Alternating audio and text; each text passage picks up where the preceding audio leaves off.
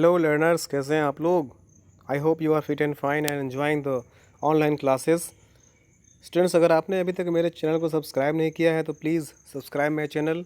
And अगर आपको मेरी वीडियोस पसंद आती हैं तो प्लीज़ अपने दोस्तों को भी शेयर करें, जिससे उनको भी इसका लाभ मिल सके। तो स्टूडेंट्स, आज हम लोग प्रीपोजिशन में जानते हैं use of after, before, till और फ्रॉम। इसके पहले हम लोग 10 प्रीपोजिशंस का अध्ययन कर लिया है। आज प्रीपोजिशन की सीरीज़ का ये use of after, use of before, use of till और यूज़ ऑफ फ्रॉम का अध्ययन हम लोग करेंगे।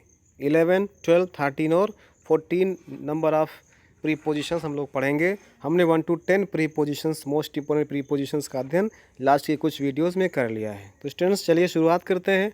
आफ्टर क्या होता है? आफ्टर को हिंदी में कहते हैं बाद में। आफ्टर मीन्स बाद में। इसका प्रयोग कैसे करना होता है?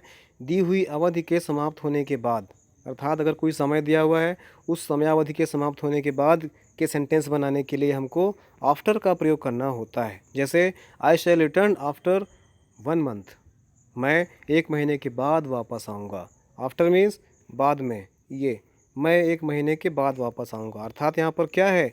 दी हुई अवधि के समाप्त होने के बाद वह वापस आएगा। मैं 1 महीने के बाद वापस आऊँगा, वापस लौटूंगा। तो इसके लिए हम लोग इसका प्रयोग करते हैं, आफ्टर का प्रयोग करते हैं। आई shall return after a month या आई शैल रिटर्न आफ्टर 1 month, मैं 1 महीने के बाद वापस आऊँगा। यहाँ पर क्या हो रहा है?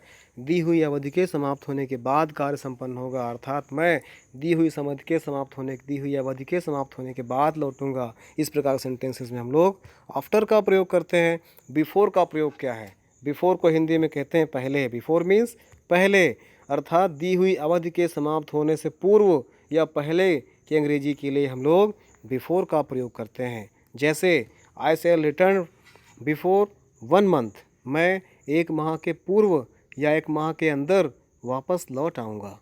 समझ रहे हैं इस बात को? ये बिफोर मीन्स पहले, मैं पहले लौट आऊँगा। I shall come before a month, I shall return before 1 month, मैं 1 माह से पूर्व ही या 1 माह से अंदर ही लौट आऊँगा। इस प्रकार के सेंटेंसेस के लिए हम लोग पहले के अंग्रेजी के लिए क्या लगाते हैं? बिफोर का प्रयोग करते हैं। जहाँ पर दी हुई अवधि के समाप्त होने से पहले ही कार्य संपन्न हो रहा हो, तो पहले की अंग्रेजी के लिए हम लोग बिफोर का प्रयोग करते हैं। तीसरा 13 नंबर देखते हैं, यूज़ ऑफ टिल। टिल को हिंदी में कहते हैं तक, अर्थात टिल मीन्स तक होता है। दिए हुए समय के साथ तक की अंग्रेजी के लिए हम लोग टिल का प्रयोग करते हैं। क्या? दिए हुए समय के साथ तक की अंग्रेजी के लिए हम टिल का प्रयोग करते हैं। जैसे the child wept till 5 o'clock, बच्चा 5 बजे तक रोया। टिल मीन्स क्या होता है? तक। ये टिल मीन्स तक, दी हुई अवधि दी हुई है ना, इसमें बच्चे के रोने की अवधि दी हुई है। तो क्या है? दिए हुए समय के साथ तक की अंग्रेजी के लिए क्या लगाते हैं? टिल का प्रयोग करते हैं। The child wept till 5 o'clock, बच्चा 5 बजे तक रोया। उसी प्रकार से यूज़ ऑफ फ्रॉम मीन्स से। फ्रॉम को हिंदी में क्या बोलेंगे? से होता है। तो इसको जब समझते हैं, इसका पहला नंबर है यूज़ करने का। कैसे हम लोग फ्रॉम यूज़ करेंगे सेंटेंस में? फ्रॉम मीन्स से होता है, कैसे यूज़ करना है? इसका पहला नियम है, परफेक्ट या परफेक्ट कॉन्टिन्यूअस टेंस के अतिरिक्त अन्य किसी टेंस में समय के लिए फ्रॉम का प्रयोग करते हैं। क्या?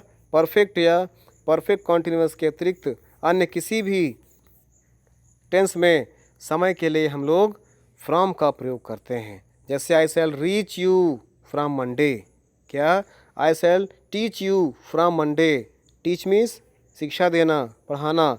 तो मैं तुम्हें सोमवार से पढ़ाऊँगा। I shall teach you from Monday. यहाँ पर देखिए, क्या परफेक्ट भी नहीं है, परफेक्ट कॉन्टिन्यूअस टेंस भी नहीं है, तो इसलिए यहाँ पर इसके अतिरिक्त किसी भी टेंस के लिए हम लोग से के लिए फ्रॉम का प्रयोग कर लेते हैं। आई shall teach you from Monday, मैं तुम्हें सोमवार से पढ़ाऊँगा। इसका दूसरा नियम कहता है, जब दो वस्तुएं एक दूसरे से अलग हों, अर्थात उनमें वियोग हो रहा हो।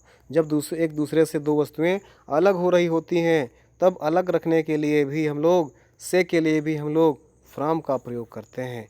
जैसे लिखा हुआ है, the boy fell from the roof, लड़का छत से गिरा, लड़का छत से गिर पड़ा। यहाँ पर देखिए, छत और गिरने का भाव, लड़का छत से अलग हो रहा है ना, यहाँ पर लड़का छत से अलग हो रहा है, तो अलग होने के लिए भी हम लोग फ्रॉम मीन्स से का प्रयोग करते हैं। से छत से है ना, तो जाएगा the boy fell from the roof लड़का छत से गिर पड़ा। इस प्रकार से आज हमने पढ़ा यूज़ ऑफ आफ्टर। आफ्टर का प्रयोग किसके लिए होता है? दी हुई अवधि के समाप्त होने के बाद के लिए। उसी प्रकार हमने पढ़ा यूज़ ऑफ बिफोर। बिफोर का प्रयोग कैसे करते हैं? दी हुई इस अवधि के अंदर ही की अंग्रेजी के लिए। टिल। टिल मीन्स तक, जैसे जब समय के साथ तक के अंग्रेजी के लिए हम लोग टिल का प्रयोग करते हैं।